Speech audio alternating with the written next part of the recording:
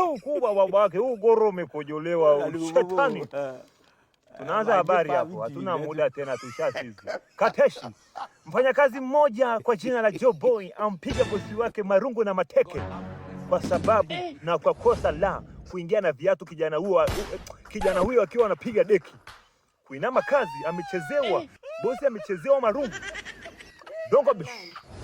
Katika hali isiyokuwa ya kawaida, kijana mmoja alipa kisasi, awachakaza madaktari na manesi kwa kosa la kumpiga kijana huyo akiwa anazaliwa.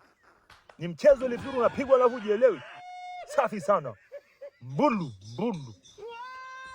Mwanamke mmoja ajishindia kitita cha watoto 10 kwa kufanya mapenzi mema. Kizazi kimefungwa kwa sababu watoto 10 sio mchezo. Ifuatayo ni taarifa ya habari kutoka kizazi cha pembeni, na mtangazaji wako ni mimi.